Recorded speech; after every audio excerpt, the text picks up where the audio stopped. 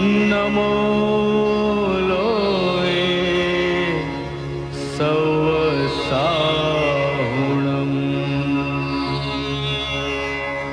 ऐसो पंच नमोकारो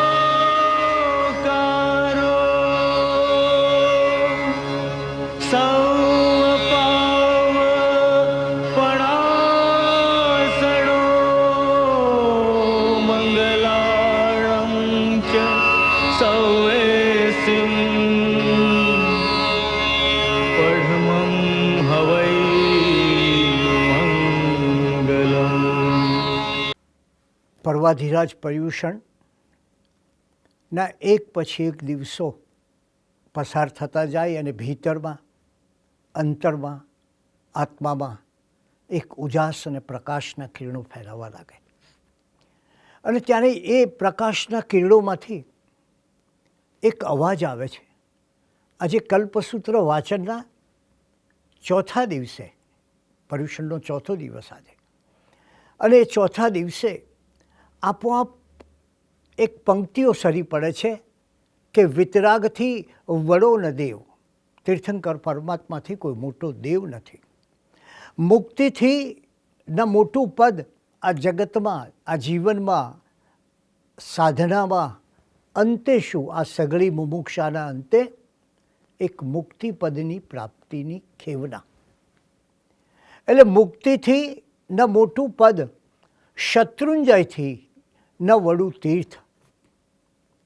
શત્રુંજય પર્વત આપણે સૌ જાણીએ છીએ, જેના કાંકરે કાંકરેથી અનેક મુનિ મહાત્માઓ એ મોક્ષે ગયા છે.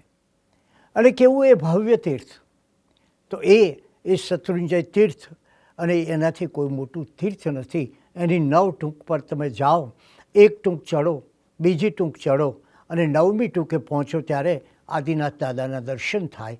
આપણા શરીરમાં પણ આવા 9 ચક્રો છે અને 9 ચક્રનું ભેદન થતાં થતાં જ્યારે આજ્ઞાચક્ર ખુલે છે ત્યારે એક જીવનનો પરમ પ્રકાશ પ્રાપ્ત થાય છે.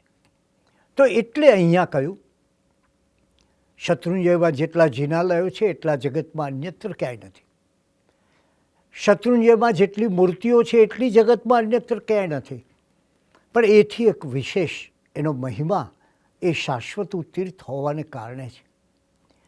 જ્યાં ભગવાન ઋષભદેવ સ્વયં 99 વાર સમોસર્યા હતા એ શત્રુંજય તીર્થ. અને ત્યારે આજે આ પર્વાધિરાજ પર્યુષણના ચોથા દિવસે પહેલો વિતરાગથી વડો ન દેવ, મુક્તિથી કોઈ બીજું પદ નથી, શત્રુંજયથી મોટું તીર્થ નથી. અને જીન શાસનના શ્રુત સાગરમાં કવિ શું કહે છે? કલ્પસૂત્રથી ન મોટું શ્રુત. કલ્પસૂત્રથી કોઈ બીજું મોટું શ્રુત નથી. શ્રુત સાગર, જૈન ધર્મના જ્ઞાનનો શ્રુત સાગર, જૈન દર્શનનો શ્રુત સાગર, જૈન મુનિઓએ, આચાર્યોએ રચેલા ગ્રંથોનો શ્રુત સાગર. ક્યારેક આ શ્રુત સાગરના કિનારે બેસશો તો ખ્યાલ આવશે કે કલિકાલ સર્વજ્ઞ હેમચંદ્રાચાર્ય હોય, આચાર્ય હરિભદ્ર સુરી હોય, કેટલા ગ્રંથો લખ્યા એમણે. એમની જીવનભરની સાધનાની કલ્પના કરો. બુદ્ધિસાગરજી મહારાજની સાધનાની કલ્પના કરો. આચાર્ય બુદ્ધિસાગર સુરેશ્વરજી મહારાજે પોતાના જીવનમાં 131 ગ્રંથોની રચના કરી. આવા શ્રુત જે આપણા પૂર્વના આચાર્યો આપી ગયા છે આપણને. અને એવા શ્રુતમાં એક મહાન શ્રુત છે આચાર્ય ભદ્રબાહુ સ્વામી આપેલું દશાશ્રુત સ્કંધ. આ દશાશ્રુત સ્કંધની એના 8મું અધ્યયન એટલે કલ્પસૂત્ર. અને આજે એ કલ્પસૂત્રનું સાચું નામ, મૂળ નામ પર્યુષણ કલ્પ છે. અને પર્યુષણના આધ્યાત્મિક પર્વ સમયે આ 8મા અધ્યયનનું વાંચન થતું હોવાથી આ એક ગ્રંથના ભાગને, એક ગ્રંથના વિભાગને, એક ગ્રંથના 8મા અધ્યયનને એક ગ્રંથનું સ્વરૂપ મળ્યું છે, ગ્રંથનો મહિમા મળ્યો છે અને સ્વતંત્ર ગ્રંથ રૂપે એનો અભ્યાસ કરવામાં આવે છે. અને ત્યારે આવા કલ્પસૂત્રનું સ્મરણ કરીએ અને ત્યારે એ કહેવું જોઈએ કે આ કલ્પસૂત્રમાં જીન ધર્મના 45 આગમોનો સાર નથી, અથવા જેટલા કોઈ આગમોની સંખ્યા કરીએ સાંપ્રદાયિક પ્રમાણે એનો સાર નથી. પણ હકીકત એ છે કે પર્વાધિરાજ પર્યુષણના સમયે સાધુ સંતો દ્વારા આ કલ્પસૂત્રનું સતત વાંચન થતું રહ્યું, અને એટલે કલ્પસૂત્રનો મહિમા શાને કારણે મારે જરા આજે મૂળગામી વિચારણા કરવી છે. તો મૂળગામી વિચારણા એ છે કે કોઈ પણ ધર્મ એની આગવી પરંપરાથી જીવિત હોય છે. જીન શાસનમાં સાધુ સાધ્વીઓના આચાર પાલન અને એથી વધારે તીર્થંકરોનું ચરિત્ર એ એનો પાયો છે. આ પાયા ઉપર આખી ઇમારત રચાઈ છે. એ સિદ્ધાંતોની ઇમારત, એ જીવનની શૈલી, એ પરિસ્થિતિનો તકાજો, ગ્રંથોની રચનાઓ, આ બધું કયા પાયા ઉપર રચાયું છે? પાયો છે એનો તીર્થંકર પરમાત્માઓનું ભવ્ય ચરિત્ર. એ ધર્મની સમગ્ર ઇમારતના પાયાની પહેચાન એટલે કલ્પસૂત્ર. આ કલ્પસૂત્ર એ કદાચ પેલો વ્યાપક ગ્રંથ નથી, સઘળા આગમોનો સાર આપતો ગ્રંથ નથી, પરંતુ એમાં આપણને સૌથી મોટી પાયાની પહેચાન મળે છે. અને તમે કોઈ પણ મહાલયમાં જાઓ તો પહેલાં તમારે દ્વારમાંથી પ્રવેશવું પડે. આ જીન દર્શનના દ્વારમાં મહાલયમાં જતાં, આ જીન દર્શનના મહાલયમાં જતાં તમારે એના દ્વારમાંથી પ્રવેશવું પડશે, અને એ દ્વાર છે શ્રી કલ્પસૂત્ર. એટલે કે કલ્પસૂત્ર એ ધર્મના મૂળ તત્વો અને મર્મોની ઓળખ આપણને આપે છે, અને એ દૃષ્ટિએ એનું વિશેષ મહત્ત્વ છે. આ કલ્પસૂત્રના 3 મુખ્ય વિભાગ છે. જરા ગ્રંથનો પરિચય પામી લઈએ. એમાં પહેલો વિભાગ છે, એમાં સાધુઓની સમાચારી દર્શાવી છે. ચાતુર્માસ દરમિયાન આપણે જાણીએ છીએ જૈન સાધુ 4 મહિના સ્થિરવાસ કરે છે, અને ત્યારે એ ચાતુર્માસ દરમિયાન જૈન સાધુ સાધ્વીઓના આચાર વિચારના નિયમો અહીંયા બતાવ્યા છે. કેવા પ્રકારનો એમનો આચાર હોય, કારણ કે આચાર એ આ ધર્મની ઇમારતનો પાયો છે. એનો બીજો ભાગ છે સ્થવિરાવલીનો, અને આ સ્થવિરાવલી એટલે સાધુ સંતોની પરંપરા. જુઓ, એક આચારની વાત, પછી સાથોસાથ પરંપરાની વાત, અને પછી આવશે ત્રીજો ભાગ, જેમણે આ પરંપરાની સ્થાપના કરી એની વાત. તો બીજા ભાગમાં આપણે વિચાર કરીએ તો એ બીજા ભાગમાં ગૌતમ ગણધરથી શરૂ કરીને જંબુ સ્વામી, સુધર્મા સ્વામી, ભદ્રબાહુ, સ્થૂલીભદ્ર, કાલક વગેરે સ્થવિરોની પરંપરાઓ અને શાખાઓનું વર્ણન છે. અને એના ત્રીજા ભાગમાં આપણને 24 તીર્થંકરોનું ચરિત્ર મળે છે. આ કલ્પસૂત્રનો જ્યારે તમે અભ્યાસ કરો ત્યારે એક બહુ મોટી ઘટના ચૂકાઈ જાય છે ઘણીવાર, અને મહત્ત્વની ઘટના સાથે આપણે આજે અનુસંધાન કરવું છે કે ભગવાન મહાવીરના સમયમાં શાસ્ત્રો પર ઉચ્ચ વર્ગનો ઇજારો હતો, અને એ સમયે ભગવાન મહાવીરે શાસ્ત્રો પરનો અમુક વર્ગનો ઇજારો દૂર કરીને કે આ ગ્રંથો તો અમુક જ લોકો વાંચી શકે, આ ગ્રંથો તો બ્રાહ્મણો જ વાંચી શકે અને પુરોહિતો જ વાંચી શકે, એવી જે સીમા બાંધવામાં આવી હતી, એ સીમાને દૂર કરી અને એમણે આમ જનતાને માટે ખુલ્લા કર્યા. આ ધર્મગ્રંથો અને ધર્મનું પાલન કરનારા, જુઓ તમે, ધર્મમાં એક વાણી લખી છે, એ વાણી મુજબ આચાર કરવો એ ધર્મના પાલકોનો ધર્મ છે. ત્યારે ઘણીવાર એવું થાય કે ધર્મ ગ્રંથોમાં લખ્યું હોય જુદું, કહેવાય જુદું, અને આચરણમાં ત્રીજી જ વાત આવે. ભગવાન મહાવીરે આ શાસ્ત્રોને આમ જનતાના ઉપયોગ માટે ખુલ્લા કરી દીધા, અને એને કારણે જ એમણે પોતાના સમયમાં જનસામાન્યની લોકબોલી, લોકો જે બોલતા હતા તેવી બોલી, એ અર્ધમાગધી ભાષાનો ઉપયોગ કરીને એક સેતુ રચી આપ્યો. તો જુઓ કે જીન શાસ્ત્ર એ વિશાળતામાં માને છે, શાસ્ત્રો પરના ઇજારામાં નથી માનતું. હવે જરા આ જ ઘટનાનું એક વિલક્ષણ અનુસંધાન મારે તમને બતાવવું છે. એક સમયે શ્રી કલ્પસૂત્રનું વાંચન માત્ર સાધુઓ પૂરતું સીમિત હતું. સાધુઓની સમાચારી હતી, તીર્થંકરોના ચરિત્ર હતા અને ગણધરોના ચરિત્ર હતા, પ્રભુની પાટે આવેલા મહાત્માઓના ચરિત્રો હતા. અને ત્યારે એકવાર જ્યારે માત્ર સાધુ સમાજમાં જ કલ્પસૂત્રનું વાંચન થતું હતું, ત્યારે રાજા ધ્રુવસેનનો યુવાન પુત્ર અકાળે મૃત્યુ પામતા એ વિહ્વળ બની ગયો. એના દિલમાં ભારે બેચેની જાગી, હૃદયમાં સતત સંતાપ રહેવા લાગ્યો અને પોતાનો પુત્ર, અને કેવો પુત્ર, યુવાન પુત્ર, જે પછી પોતાનું સિંહાસન શોભાવનારો હોય એવો એ પુત્ર, અને એ પુત્રનું અકાળે અવસાન થતાં એનો કાળી ઘા, એનો આકરો આઘાત એના પિતા રાજા ધ્રુવસેનને લાગ્યો. અને ત્યારે એમણે વિચાર કર્યો કે મારે શું કરવું. અને ત્યારે પહેલી વાર કલ્પસૂત્ર આમ જનતા સામે વંચાયો. આ એક મોટી ઘટના છે કે શાસ્ત્ર એ સંવેદના માટે છે. શાસ્ત્ર એ માનવીના દિલને આશાયેશ આપવા માટે છે. શાસ્ત્ર એ માર્ગદર્શન તો આપે જ છે, પણ આપણા અંતરને ટાઢક પણ આપે છે. અને એટલે જ આ કલ્પસૂત્રનું વિક્રમ સંવત 532 અને વીર સંવત 953માં પ્રથમવાર આમ જનતા સામે વડનગરની અંદર આ કલ્પસૂત્ર વંચાયું. વડનગરની એ ભૂમિને જ્ઞાન અને તપથી પાવન કરનારા હતા આચાર્ય શ્રી ધનેશ્વર સુરીશ્વરજી મહારાજ. અને એ દિવસથી આ ધનેશ્વર સુરીશ્વરજી મહારાજે રાજાના દિલને ટાઢક મળે એ માટે, રાજાના હૃદયમાં ઉચ્ચ ભાવો આવે એ માટે, રાજાના હૃદયમાં જાગેલી ઉપાધિને કારણે જે સમાધિનો ભંગ થયો હતો, તો હૃદયમાં શાંતિની સાચી સમાધિ આવે એ માટે મેં આપણે કહ્યું તેમ વિક્રમ સંવત 532માં પહેલીવાર કલ્પસૂત્ર વડનગરમાં વંચાયું.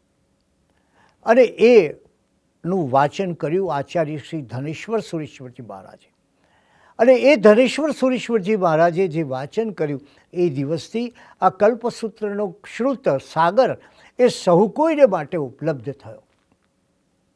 તમે કલ્પના કરો કે સાધુજનોને જનસામાન્ય તરફ, લોકોના ભાવો તરફ કેટલું બધું અગાધ વાત્સલ્ય હશે.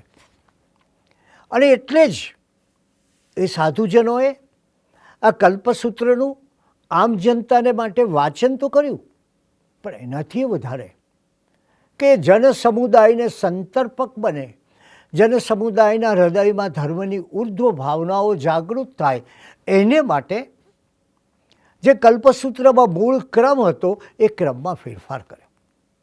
તમે જુઓ કે સાધુનું હૃદય આ એક લોકોના દુઃખને કારણે, લોકોને જ્ઞાન આપવાની તત્પરતાને કારણે, લોકોને શ્રુત જ્ઞાન આપવાની ભાવનાને કારણે કેવો વિચાર કરતું હોય છે. અને એટલે મૂળ કલ્પસૂત્રના આ અધ્યયનની અંદર પ્રથમ સાધુ જીવનના 10 વિધિકલ્પોની ચર્ચા હતી અને સાધુની સમાચારીનું વર્ણન હતું. સાધુએ ચાતુર્માસ દરમિયાન પાળવાના આચાર વિચારોની વાત હતી. એને ગૌણ કર્યું, કારણ કે આમ જનતા સમક્ષ આવ્યું, અને આમ જનતા સમક્ષ આવ્યું એટલે 24 તીર્થંકરોના જે જીવન હતા, મેં આપને આગળ કહ્યું તેમ જૈન દર્શનનો, જૈન ધર્મનો, જૈન સંસ્કૃતિનો પાયો એ 24 તીર્થંકરોના જીવન છે, એનું આલેખન મુખ્ય બન્યું. અને એમાં પણ વિશેષ કરીને પાર્શ્વનાથ ભગવાન, નેમિનાથ ભગવાન અને ઋષભદેવ ભગવાનનું વિશેષ જીવનચરિત્ર આવ્યું. અને એમાં પણ વિસ્તૃત જીવનચરિત્ર એ ભગવાન મહાવીર સ્વામીનું આવ્યું. એક ધર્મનું પાલન કરનાર શ્રાવક અને શ્રાવિકા તરફ સાધુજનોની કેટલી ઉદાર અને વ્યાપક દ્રષ્ટિ હશે, એનું આ એક જીવંત ઉદાહરણ છે. એથી વિશેષ વિચાર કરીએ. તો કલ્પસૂત્રનું જ્યારે વાંચન થાય, આપણે સાંભળીએ ત્યારે એની ઘણી કંડિકાઓમાં તમે જુઓ એક પ્રકારનું સંગીત છે, એક પ્રકારનો લય છે. એની ઘણી કંડિકાઓ તમે વાંચો ત્યારે તેણમ કાળેણમ તેણમ સમયણમ સમણે ભગવાન મહાવીરે એવા વાક્યખંડ વારે વારે પ્રયોજાયો છે અને એને કારણે એક મધુર પંક્તિનો અનુભવ થાય છે. તે કાળે તે સમયે શ્રમણ ભગવાન મહાવીરે એવો અર્થ ધરાવતું આ વાક્ય વારંવાર આવે છે. પણ ખૂબી એ છે, એની વિશેષતા એ છે કે આ પુનરાવર્તન નહીં લાગે તમને, છે પુનરાવર્તન, વારંવાર આવે છે, પણ તમને એના શ્રવણથી એક પ્રકારની તાદ્રશ્યત્વ, જાણે ભગવાન સ્વયં આપણી સામે છે એવું એક તાદ્રશ્યત્વની ભાવના જાગે છે અને હૃદયમાં એક અનુપમ ઉલ્લાસ જગાય છે. તો આ અર્ધમાગધી ભાષામાં લલિત કોમલ પદાવલીમાં ભગવાન મહાવીર સ્વામીની એ અનુપમ વાણીનું સ્મરણ કરાવે છે. એટલે મધુર અને સઘન છતાં માહિતીપૂર્ણ અને હૃદયસ્પર્શી રીતે લખાયેલા આ ગ્રંથનો એકે એક શબ્દ ઘૂંટી ઘૂંટીને લખાયો છે.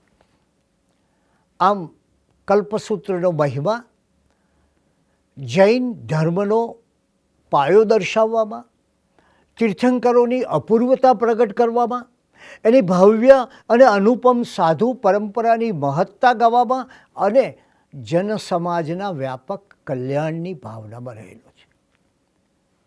આપણે એ જોવું છે કે આ કલ્પસૂત્રનો પ્રારંભ કઈ રીતે કરે છે. તમે જુઓ, આનો પ્રારંભ થાય છે સંસારીના સ્વરૂપથી. સંસારીનું સુખ કાચું, પરણીને રંડાવું પાછું, એમ મીરાબાઈએ કહ્યું. તો એ સંસારીનું આવું સુખ એ કેવું છે? ત્યારે તરત જ આપણને યોગી આનંદગંજજીનું સ્મરણ થાય કે એ કયા સંસારની વાત કરે છે. ઋષભ જીનેસર પ્રીતમ મારો ઓર ન ચાહું રે કંત. મારો પ્રિયતમ કોણ છે? એ ઋષભ જીનેશ્વર છે, એ તીર્થંકર પરમાત્મા ઋષભદેવ છે. બીજા કંથની મારે શી જરૂર? પ્રીતમ મારો ઋષભ જીનેસર પ્રીતમ મારો ઓર ન ચાહું રે કંત. અને ત્યારે એનું કારણ શું? કલ્પસૂત્રમાં સંસારના સ્વરૂપથી પ્રારંભ શા માટે? તો એને બતાવ્યું છે કે આ સંસારમાં માણસ વ્યાધિ રોગથી ઘેરાયેલો છે. એક પ્રકારની એના જીવનમાં યુવાની પછી આવતી વૃદ્ધાવસ્થા, અને એ સમયે એને એમ લાગે, એની એ સ્થિતિ થાય, શારીરિક સ્થિતિ, કે ઉંબરા તો ડુંગરા થયા. જે ઉમરો આમ આસાનીથી ચડી જતા, એ કેવા કે એને ચડવું હોય, એને પાર કરવું હોય તો કેવો લાગે? એક ડુંગરા જેવો લાગે. અનેકવાર એવરેસ્ટ સુધી પહોંચેલા અને છેવટે એવરેસ્ટનો વિજય પામેલા શેરપા તેનસિંગને પાછળ એની જીવનની પાછલી અવસ્થાએ ડગલા ભરવા, ઘરમાં ડગલા ભરવા એ મુશ્કેલ બન્યા હતા. તો આ શરીરની વાત છે. એટલે કે રોગ, કલ્પસૂત્ર કહે છે, વૃદ્ધાવસ્થા અને મૃત્યુ, એનાથી એ ભયભીત છે કે રોગ આવશે તો શું થશે? દુઃખ લાવતી વૃદ્ધાવસ્થા આવશે તો શું થશે? અને મૃત્યુ આવશે તો શું થશે?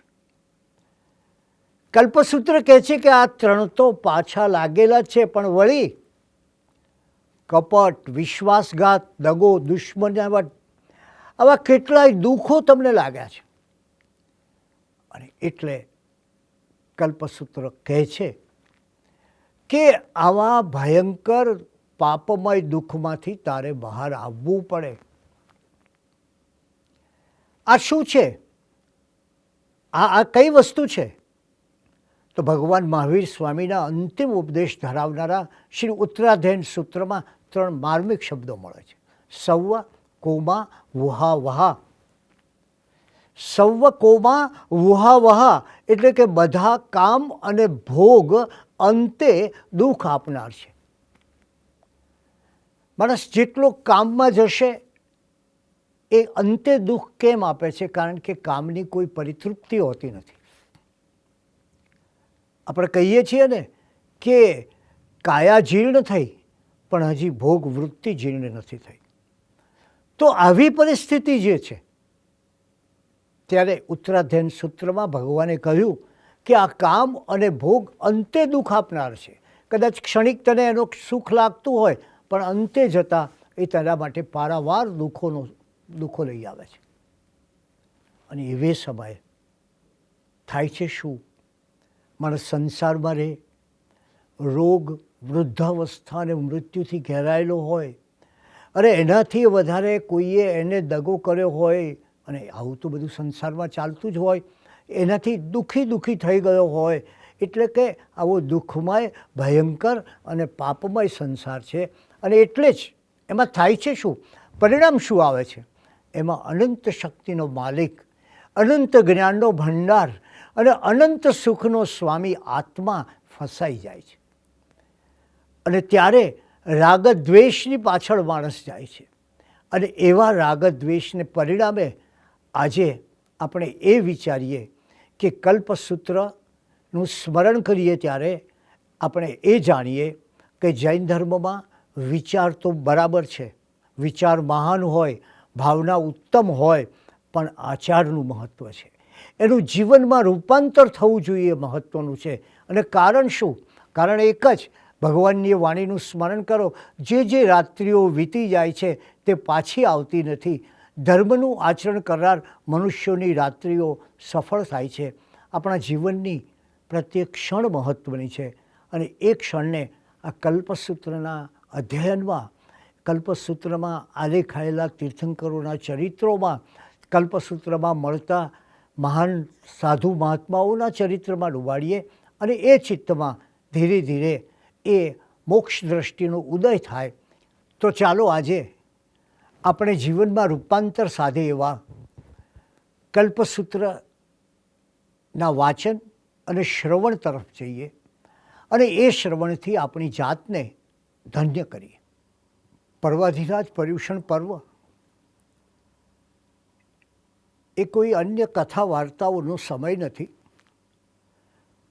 એ તો ધર્મ જ્ઞાન, શ્રુત જ્ઞાન અને ક્ષમાપનાનો અવસર છે. અને આવા અવસરે આપણું એક કર્તવ્ય છે કે અન્ય બાબતો છોડીને, જેમ આપણે ત્યાં ધર્મ કથાનું મહત્ત્વ કરવામાં આવ્યું છે, એમ આવા પર્વાધિરાજના અવસરે આપણે ધર્મ તત્વની વાતોમાં, દર્શનમાં, વિચારમાં, આચારમાં વધારે ને વધારે પ્રગતિ કરીએ. અને એટલે જ આપણે એ વિચાર કરીએ કે કલ્પસૂત્રના રચયિતા એવા 14 પૂર્વધર શ્રી ભદ્રબાહુ સ્વામી, એમને વિશે પણ આપણે જાણવું જોઈએ, જેમણે આવો એક મહાન ગ્રંથની રચના કરી, દશાસ્કંદ, એનું 8મું અધ્યયન. અને એ 8મું અધ્યયન, એની આપણે ઉપાસના કરીએ ત્યારે કોણે એનું સર્જન કર્યું? ત્યારે રાજા ચંદ્રગુપ્તના સમયમાં થયેલા આચાર્ય ભદ્રબાહુ સ્વામીએ વિક્રમ સંવત 510 લગભગ પ્રત્યાખ્યાનવાદ નામના નષ્ટ થનારા પૂર્વમાંથી ઉદ્ધૃત કરીને આ ગ્રંથની રચના કરી. અને એ ગ્રંથ કેવો છે? તો આ ગ્રંથ એ 1200 શ્લોક પ્રમાણ છે. અને શ્રાવણી અમાવાસ્યાથી શરૂ થાય અને ભાદરવા સુદ ત્રીજ સુધી એ અર્થ સાથે વંચાતું. અને જુઓ તમે, પર્યુષણના અંતિમ દિવસે બારસા સૂત્રની વાત કરીએ છીએ. એ બારસા સૂત્રનું સ્મરણ કરીએ છીએ, એ સમગ્ર કલ્પસૂત્રનું સ્મરણ કરીએ છીએ. અને ત્યારે એનો અર્થ એ હતો કે શ્રાવણી અમાવાસ્યાએ શરૂ થતું ને ભાદરવા સુદ ત્રીજ સુધી એ અર્થ સાથે વંચાતું હતું. પણ કદાચ કોઈ એની સળંગ વાચનાથી વંચિત રહી ગયું હોય, કોઈને એનો પૂરો લાભ ન પ્રાપ્ત થયો હોય, તો ભાદરવા સુદ ચોથે 1200 શ્લોકોનો મુખપાઠ કરવામાં આવતો અને એટલે આપણે એને 12 સૂત્ર કહીએ છીએ. એક સમયે 5 દિવસનો પર્યુષણ કલ્પ હતો અને રાજા ધ્રુવસેનની વિનંતીને કારણે આપણે જાણીએ છીએ કે રાજા ધ્રુવસેને કહ્યું કે પ્રભુ, મને કોઈ ધર્મ કરણીની પ્રવૃત્તિ બતાવો, કલ્પસૂત્ર જેવું કોઈ સૂત્ર બતાવો કે જ્યાં ભગવાનના ચરિત્ર હોય અને જેના શ્રવણથી કાન ધન્ય થાય અને જેને પામ્યાથી હૃદય ધન્ય થાય, જેમાં સાધુઓની પાઠ પરંપરા અને આચાર્યો એનું વર્ણન કર્યું હોય. અને તે સમયે આ વડનગરમાં વ્યાખ્યાન યોજાયું ત્યારે રાજા કેવી રીતે આવ્યા હતા. તમે જો શ્રુત જ્ઞાનનો કેવો મહિમા છે. ક્યારેક તમે કલ્પના કરજો કે પાટણની અંદર કલિકાલ સર્વજ્ઞ હેમચંદ્રાચાર્ય મહારાજ રચિત સિદ્ધહેમ શબ્દાનુશાસન ગ્રંથની હાથી પર સવારી નીકળી હતી. જગતના ઇતિહાસમાં આ શ્રુત ગૌરવની સૌથી મહાન ઘટના એ રીતે ગણાય કે સામાન્ય રીતે હાથી પર રાજા મહારાજા બિરાજે, ત્યારે એ સમયે હાથી પર હાથીની અંબાડીમાં સિદ્ધહેમ શબ્દાનુશાસન ગ્રંથ બિરાજ્યો હતો અને સમર્થ પ્રભાવશાળી એવા કલિકાલના સર્વજ્ઞ, એવા કલિકાલ સર્વજ્ઞ હેમચંદ્રાચાર્ય એ સાથે પગપાળા ચાલતા હોય અને એમની સાથે ગુજરાતનો સમર્થ સોલંકી યુગનો રાજવી જયશ્રી સિદ્ધરાજ ચાલતો હોય. એ ઘટનાને યાદ કરો. શ્રુત જ્ઞાનનું શું મહત્વ છે, તો અનેક પ્રસંગો આપણે ઇતિહાસમાંથી શોધીએ તો મળે. પણ તમે એ કલ્પના કરો કે સિદ્ધહેમ શબ્દાનુશાસન ગ્રંથ જે પ્રગટ થયો, તૈયાર થયો, 300 લૈયાઓએ બેસીને લખ્યો અને પહેલીવાર ગુજરાતનું જ્ઞાન ઈરાન સુધી પહોંચ્યું, નેપાળ સુધી ગયું, ત્યાંના ગ્રંથ ભંડારોમાં ગયું. પણ એથી વિશેષ આ ગ્રંથની ઉજવણી 7 દિવસ સુધી ચાલી હતી. ભારત વર્ષના સમર્થ પંડિતો એમાં ભાગ લેવા આવ્યા હતા. આ શ્રુત જ્ઞાનનો મહિમા છે અને એટલે જે દિવસે વડનગરના ઉપાશ્રયમાં પહેલી વાર આ વ્યાખ્યાન યોજાયું ત્યારે રાજા સ્વયં અલંકાર ધારણ કરીને આવે છે. શોક હતો પુત્રના અવસાનનો, પણ વાજિંત્રો બંધ હતા. એ દિવસે વાજિંત્રો ગુંજી ઉઠે છે, ગૃહિણીઓ ગીતો ગાય છે અને કલ્પસૂત્રથી ન મોટું શ્રુત એવો એક પ્રજાનો અપ્રતિમ ઉત્સાહ એમાં જોવા મળે છે. ત્યારે એ આચાર્ય ધનેશ્વર સૂરીએ કલ્પસૂત્રનું વાંચન કર્યું અને આજે એને કેટલાય વર્ષોના વહાણા વહી ગયા. 1500થી પણ વધારે વર્ષો થયા અને છતાં આજે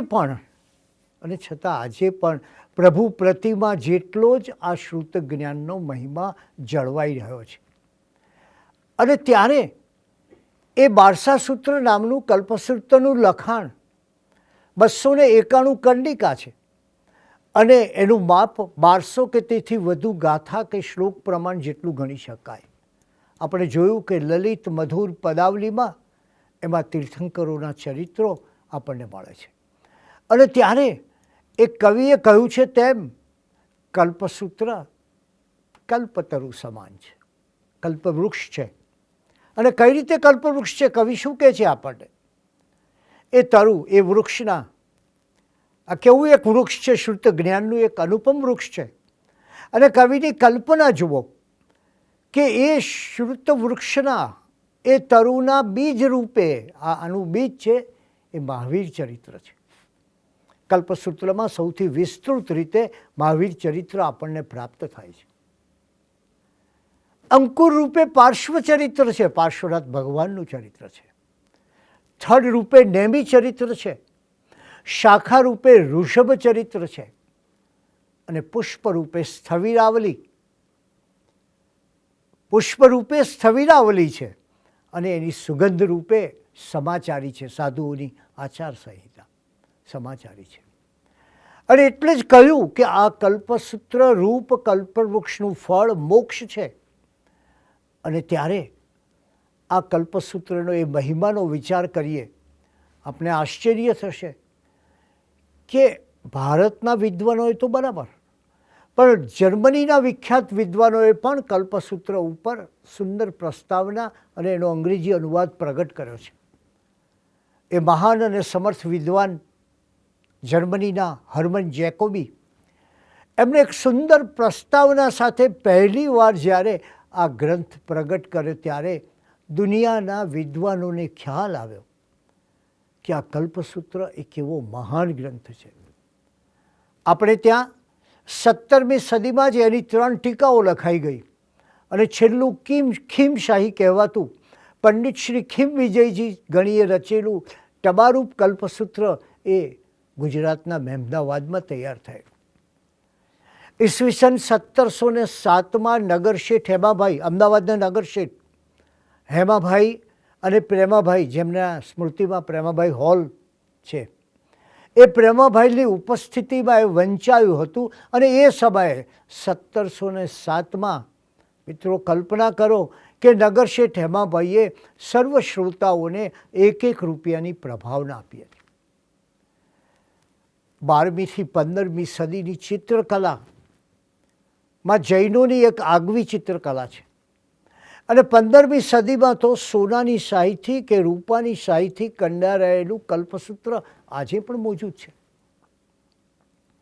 જેમ પૂર્વાચાર્યો અને વિદ્વાનોએ આ ગ્રંથના વિવરણ રૂપે હજારો શ્લોક લખ્યા છે. તમે જુઓ, પૂર્વાચાર્યોએ અને વિદ્વાન સાધુ મહાત્માઓએ એના ઉપર વિવરણ લખ્યું. તો લોકોએ શું કર્યું? લોકોએ કઈ રીતે કલ્પસૂત્રની ભક્તિ કરી? અને કલ્પના કરો તમે કે અનેક ધર્મપ્રેમીઓએ કલ્પસૂત્રની હસ્તપ્રતો તૈયાર કરાવી અને એને જુદા જુદા હસ્તપ્રત ભંડારોમાં મોકલી. એટલે આજે આપને આશ્ચર્ય થશે કે અનેક ભંડારોમાં માત્ર એક નહીં પણ ઘણી કલ્પસૂત્રની હસ્તપ્રતો પ્રાપ્ત થાય છે. કદાચ ઇતિહાસના પૃષ્ઠો ઉખેડીએ તો એમ કહી શકાય કે વિક્રમ સંવત 1247માં તાડપત્ર પર લખાયેલી સૌથી જૂનામાં જૂની હસ્તપ્રત મળે છે. અને દુનિયાની સૌથી મોંઘામાં મોંઘી હસ્તપ્રતોમાં પણ આ કલ્પસૂત્રનો સમાવેશ થાય છે. ત્યારે આવું છે કલ્પસૂત્ર, જેને કારણે આમ જનતાને સુલભ બન્યું, જેમની વિનંતીને માન આપી અને આચાર્ય મહારાજે આ કલ્પસૂત્ર સૌને સંભળાવ્યું. એવા રાજા ધ્રુવસેન, શોકની નીચે દબાઈ ગયેલા રાજા ધ્રુવસેન, એકના એક પુત્રના અકાળ મૃત્યુથી, યુવાન પુત્રના અકાળ મૃત્યુથી ઘેરાયેલા રાજા ધ્રુવસેન, એમણે આ કલ્પસૂત્ર સાંભળ્યું અને એમનો મોહ અને શોક દૂર થઈ ગયો. કલ્પસૂત્ર આપણને પોકારી પોકારીને કહે છે કે સાવધ બન, રાગ અને દ્વેષથી મુક્ત થા. રાગ એટલે આપણને પ્રિય હોય એના પ્રત્યેનો રાગ, અને દ્વેષ એટલે આપણને અપ્રિય હોય એના પ્રત્યે દ્વેષ. કદાચ વ્યક્તિનું જીવન જોઈએ, માણસનો વ્યવહાર જોઈએ, એના ચિત્તની પરિસ્થિતિ જોઈએ તો સમજાશે કે માણસ મોટે ભાગે રાગ અને દ્વેષથી જીવતો હોય છે. જેના તરફ રાગ હોય એની અણગમતી વાતને પણ પસંદ કરે, અને જેના પર દ્વેષ હોય એની દરેક વાતને સહેજે પસંદ ન કરે. આવા રાગ દ્વેષના ચક્રમાંથી માનવ મનને મુક્ત કરવા માટેની વાત કલ્પસૂત્ર આપણને વારંવાર કહે છે. અને કહે છે કે ખરેખર તો આવો સ્વાર્થ, આવી પક્ષાપક્ષી, આવી દ્રષ્ટિ જ ખોટી છે. એક જ દ્રષ્ટિ હોવી જોઈએ, સારું તે મારું, મારું તે સારું એ છોડીને સારું તે મારું એ દૃષ્ટિ જો જીવનમાં અપનાવવામાં આવે તો વ્યક્તિ ઘણી વસ્તુઓમાં, ઘણા રાગ દ્વેષોમાંથી મુક્ત થઈ શકે છે. પણ દુર્ભાગ્ય એ છે કે માણસ એ પાંદડાને પાણી પાય છે, એને ખરેખર તો મૂળને પાણી પાવાની જરૂર છે. અને એના મૂળમાં પડેલા છે પેલા રાગ અને દ્વેષ. જ્યાં સુધી મૂળમાં એ રાગ દ્વેષ હશે ત્યાં સુધી એ એના જીવનમાં વ્યથા, દ્વંદ્વ, સંઘર્ષ અને વેદના અનુભવતો રહેશે. અને સૌથી પહેલી વાત કહે છે કે તારા અહમને દૂર કર. અંગ્રેજીમાં સૌથી નાનો અક્ષર હોય તો એ આઈ છે, પણ કેટલાક માણસોના જીવનમાં આપણે જોઈએ છીએ કે સૌથી મોટો એ આ એક જ અક્ષર હોય છે. અને એટલે જ કેટલાક ધર્મસ્થાનોમાં અને કેટલાક જગાએ લખ્યું હોય છે કે તમે અહીંયા પ્રવેશ કરો એ પહેલાં તમારા બૂટ ચંપલ અને તમારો અહમ ઉતારીને પ્રવેશ. માણસ કેટલા અહમ સાથે એ ફરતો હોય છે. એની કીર્તિએ ઊભો કરેલો અહમ, એની પ્રસિદ્ધિએ ઊભો કરેલો અહમ, એના જ્ઞાને ઊભો કરેલો અહમ, એની પદવીઓએ ઊભો કરેલો અહમ, અને કશાય કારણ વગરનું પણ અહમ. અભિમાન દરેકને હોય. તમે જુઓ કેવા જુદા જુદા પ્રકારના અભિમાનો આપણે જોઈએ છીએ. કોઈને રૂપનું અભિમાન, કોઈને જ્ઞાનનું અભિમાન, કોઈને ધનનું અભિમાન. અને એ અભિમાનમાં એક અભિમાન એવું પણ છે કે મને અભિમાન નથી એમ કહીને પણ અભિમાન કરનારા લોકો તમને મળશે. અને ત્યારે કવિ રવિન્દ્રનાથ ટાગોરનો એ પ્રસંગનું સ્મરણ થાય છે કે એકવાર કવિ બેઠા હતા, લખતા હતા, બાજુમાં લાઇટ ચાલુ હતી. અને પછી કવિને થયું કે લાવ જરા આરામ ખુરશીમાં અઢેલીને થોડો આરામ કરું. અને કવિ સહેજ લાઇટ બંધ કરી આરામ ખુરશીમાં અઢેલીને બેઠા તો બહાર જે ચાંદની વરસતી હતી એ આખી ચાંદનીની જાજમ એમના ખંડમાં પથરાઈ ગઈ. કવિ હતા, મહાકવિ હતા. એટલે ચિંતનમાં ડૂબી ગયા કે વિચાર કર્યો કે આ મારો એક નાનકડો લાઇટનો ગોળો એ બહાર વરસતી આટલી વિશાળ ચાંદનીને કેવી છવાઈ ગઈ હતી, એના ઉપર કેવું પ્રભુત્વ મેળવ્યું. અને ત્યાંથી વિચાર કરતા વિચારે છે કે આવું જ છે કે મારે એક અહમનો નાનકડો ગોળો બળતો હોય ત્યારે પેલા સોહમનો પ્રકાશ, એ ઈશ્વરીય પ્રકાશ, એ પ્રસન્નતાનો પ્રકાશ એ મને મળતો નથી. તો આ અહમ, ચરસા ચરસી, બીજાથી ઊંચા બતાવવાની રીત, ક્યારેક કોઈક મજાક પણ જોવા મળે. એક છોકરાને એના પિતાએ કહ્યું કે તારી ઉંમરના જવાહરલાલ નહેરુ હતા ત્યારે તો ગ્રેજ્યુએટ થઈ ગયા હતા, પણ ચરસા ચરસીનો આ જમાનો છે. એટલે પેલા છોકરાએ કહ્યું કે પિતાજી તમારી ઉંમરના હતા ત્યારે તે ભારતના વડાપ્રધાન થઈ ગયા હતા.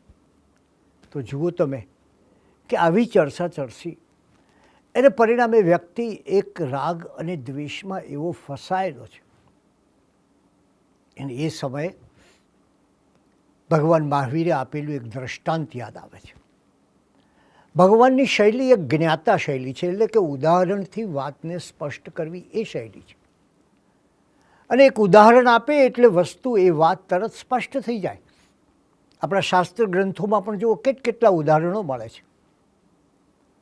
ત્યારે ભગવાને એક વાર કહ્યું કે કેટલાક લોકો અતિથિને માટે, મહેમાનોને માટે, આવનારા ગેસ્ટને માટે ઘેટા પાડે છે અને ખૂબ સરસ ખવડાવે છે. સારું સારું ઘાસપાલો ખવડાવે, હૃષ્ટપૃષ્ટ કરે, આનંદથી રાખે. અને પેલા ઘેટાને પણ એમ થાય કે વાહ, કેવી મસ્તી છે, કેવું ખાવા પીવા મળે છે, કેવી મોજ છે. પરંતુ પછી અતિથિ આવે છે અને માલિક એ ઘેટાને પકડીને એના પર છુરી ચલાવે છે, ટુકડા કરે છે. એ સમયે પેલા ઘેટાને અતિથિ આવ્યાનો શોક થાય છે. હવે જરા વિચારીએ કે અતિથિ કોના જીવનમાં નથી આવતો. ઘડપણ રૂપી અતિથિ, ભગવાનની આ વાત સમજવા જેવી છે. વૃદ્ધાવસ્થા કે ઘડપણ રૂપી અતિથિ આવે, મૃત્યુરૂપી છરી ચાલે, એ કોને હલાલ નથી કરતી. અને માટે આવો અતિથિ આવે તે પહેલાં, વૃદ્ધાવસ્થા આવે તે પહેલાં જે ચેત્યો છે એ જ ખરો ચેત્યો કહેવાય. અને માટે તમારી ભીતરની ખોજ કરો. खूब ढूंढा खूब देखा, खूब ढूंढा खूब देखा, कुछ नजर आया नहीं, आज तक अपने में हमने आपको पाया नहीं. મેં મારી જાતને હું જાણી નથી. ત્યારે આ પર્યુષણ પર્વ અને કલ્પસૂત્રનો એક સંદેશ એ છે કે તમારી જાતને રાગ દ્વેષથી બને એટલી મુક્ત કરી અને ભીતર તરફ જાઓ અને અનંત શક્તિનો સ્વામી એવા આત્માની વિચાર કરો.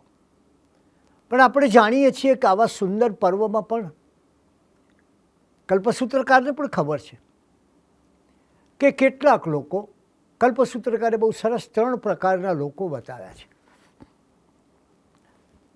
સદૈયા, ભદૈયા અને કદૈયા. આ 3 પ્રકાર બહુ સરસ રીતે એને આ વાત કરી છે. સદૈયા એટલે સદાય ધર્મ ક્રિયા કરતો માણસ. એને માટે ગઈકાલ, આજ અને આવતીકાલ એ ધર્મથી તરબોળ હોય છે. ભદૈયા એટલે ભાદરવું આવે ત્યારે કરે, એટલે કે પર્યુષણ આવે ત્યારે કરે, હંમેશા ન કરે.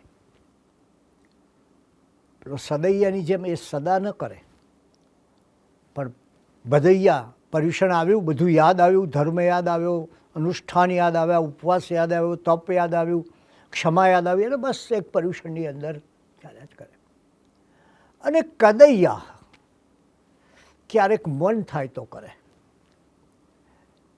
આપણે એ વિચારવું છે કે પર્યુષણની આરાધના આપણે કઈ રીતે કરીએ છીએ, કેટલું શ્રુત જ્ઞાન પામીએ છીએ, કેટલા ધર્મના મૂળ સુધી પહોંચીએ છીએ, કેટલી ધર્મકથાઓ જાણીએ છીએ અને કેટલો આચારમાં ઉતારીએ છીએ. અને ત્યારે તો ઘણીવાર એમ પણ કહું છું કે આ જે કદૈયા છે એટલે કે ક્યારેક મન હોય ત્યારે આવે, એમાંય પ્રકાર હોય છે. કેટલાક માત્ર સંવત્સરીએ જ આવતા હોય છે અને એનાથી વધારે કેટલાક માત્ર મહાવીર જયંતિના સાધમિક વાત્સલ્ય સમયે જ આવતા હોય છે, એ સિવાય આવતા નથી. ત્યારે આ સદૈયા એ સદૈયા આપણા જીવનમાં આવવું જોઈએ. કારણ કે ધર્મ એ જાગૃતિ સાથે સંબંધ છે, અપ્રમાદ સાથે સંબંધ છે, અને એવો અપ્રમાદ આપણા જીવનમાં હોવો જોઈએ. અને એટલે જ આ કલ્પસૂત્ર કહે છે કે આ જૈન ધર્મ એ આચારનો ધર્મ છે. માત્ર મોટા વિચારો કરવાથી, માત્ર ભવ્ય વાતો કરવાથી, માત્ર ઊંચા ઊંચા ખ્યાલો આપવાથી, માત્ર મોટી મોટી કલ્પનાઓ કરવાથી ધર્મ નથી થતો. ધર્મ એ તમારા મનમાંથી આચારમાં ઉતરવું જોઈએ.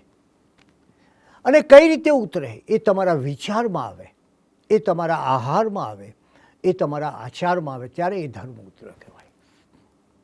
ભગવાન મહાવીરના જીવનનો એ પ્રસંગ યાદ આવે છે કે ભગવાન મહાવીર કાનન છાપરા નામના એક ગામમાં ગયા હતા.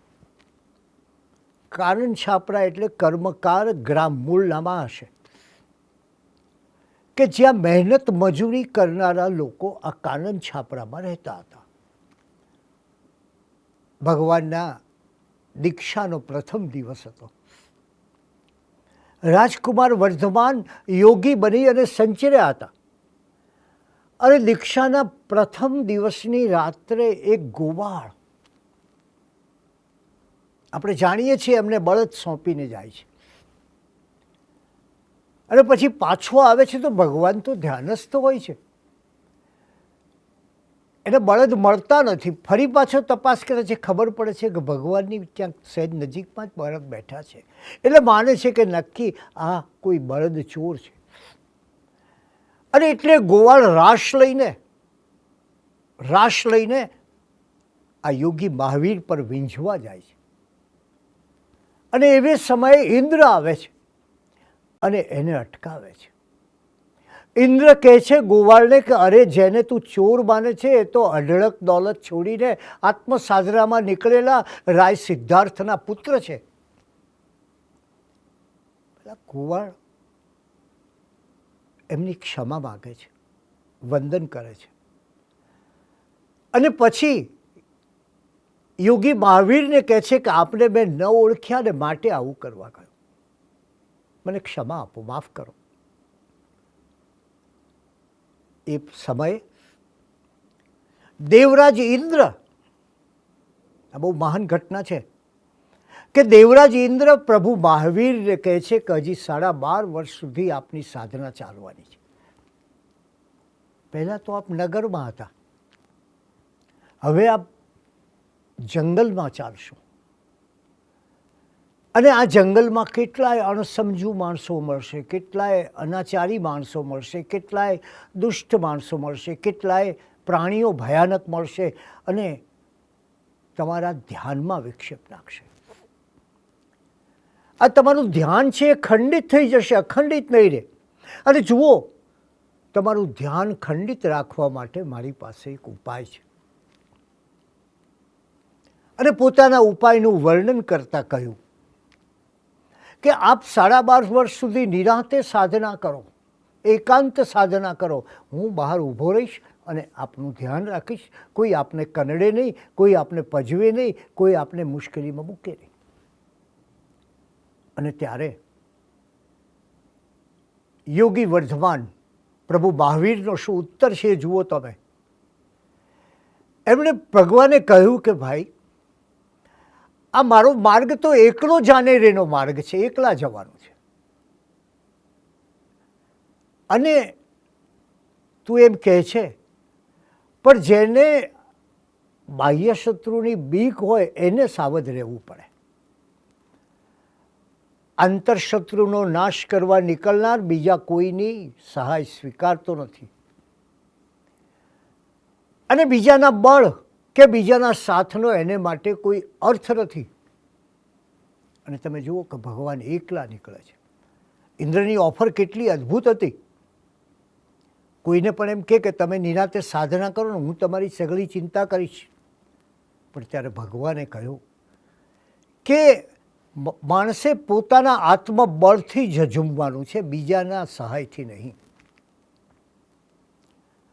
અને એટલે જ જુઓ કે એ સમયે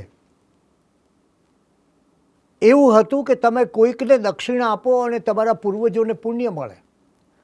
તમે કોઈકને ધન આપો કે દાન આપો અને તમને પુણ્ય મળે. ભગવાને કહ્યું કે નહીં, કોઈ બીજો કરે અને તમને પુણ્ય મળે એ વાત ખોટી. તમે જાતે કરો તો જ તમને એ પુણ્ય મળે. અને એટલે જ આ કલ્પસૂત્ર આપણને સતત કહે છે કે આ સંસારની ઘટમાળ એ સુખ અલ્પ દુઃખ થકી ભરેલી છે. અને ત્યારે આપણે કંઈક એવું કરવું છે. કલ્પસૂત્રના પ્રારંભે આખા સંસારની વાત કરી છે. અને તમે પણ વિચાર કરો કે આપણા જીવનમાં કેવી ઘટનાઓ બને છે. અને ત્યારે આ કલ્પસૂત્ર એટલે કે આ દશાશ્રુત સ્કંદનું 8મું અધ્યયન. અધ્યયન શબ્દ વિચારજો. અધ્યયન શબ્દનો અર્થ છે પઠન પાઠનથી અંતરમાં ઉતારવું, તે અધ્યયન. એમાં વાચન હોય, દોહન હોય, વારંવાર વિચાર, અને ચિંતન હોય. એ ત્રણેય ભેગા થાય ત્યારે આ એક અધ્યયન ઊભું થાય. અને એવું અધ્યયન જ્યારે કલ્પસૂત્રનું અધ્યયન કરો, જ્યારે કલ્પસૂત્રનું વાંચન કરો, ત્યારે આપણે ઈચ્છીએ કે આ કલ્પસૂત્ર, જેને માટે એમ કહેવાયું છે કે એ મનોવાંછિત વૃદ્ધિ, સમૃદ્ધિ અને આત્મિક સુખ આપનાર છે. કે ગ્રંથોમાં તો એવું પણ લખ્યું છે કે 21 વાર એનું બરાબર શ્રવણ કરે એ ભવસાગર પાર કરે છે. આપણને આ કલ્પસૂત્રમાંથી ભવસાગર પાર કરવાની અનેક ચાવીઓ મળશે. એ પ્રાપ્ત થાય એમાં જ આપણી ધન્યતા છે. પર્વાધિરાજ પર્યુષણના દિવસોમાં કલ્પસૂત્ર તરફ જઈને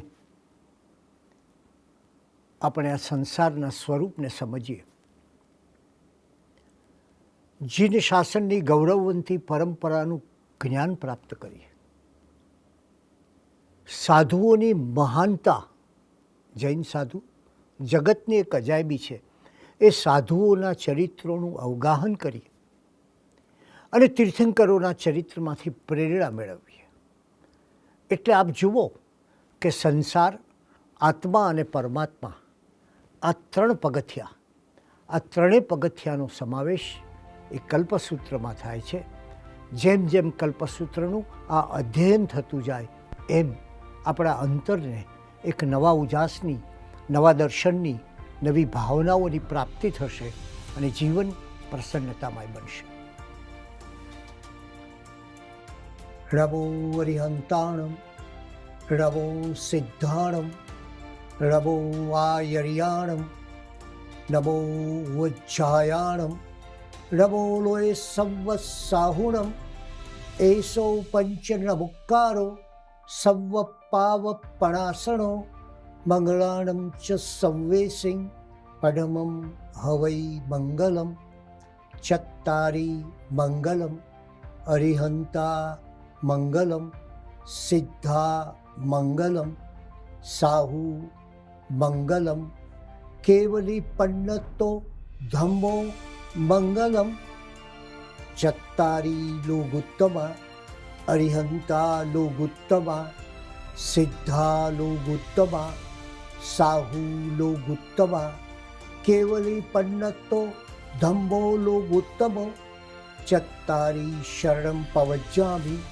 અરિહંતા શરણં પવજ્જામિ, સિદ્ધે શરણં પવજ્જામિ, સાહુ શરણં પવજ્જામિ, કેવલી પન્નતમ ધમ્મં શરણં પવજ્જામિ, ઉપસર્ગાક્ષયયાન્તિ છિદ્યન્તે વિઘ્નવલ્લયઃ, મનઃ પ્રસન્નતામેતિ પૂજ્યમાને જિનેશ્વરે, સર્વમંગલ માંગલ્યમ સર્વકલ્યાણકારણમ પ્રધાનમ સર્વધર્માણામ જૈનમ જયતિ શાસનમ. શિવમસ્તુ સર્વજગત પરહિત નિરતા ભવન્તુ ભૂતગણા, દોષા પ્રયાન્તુ નાશમ સર્વત્ર સુખી ભવતુ લોકઃ. ખામેમી સવ્વજીવે સવ્વે જીવા ખમંતુ મે, મિત્તિમે સવ્વભૂયેષુ વૈરમ મજ્જન કેળય.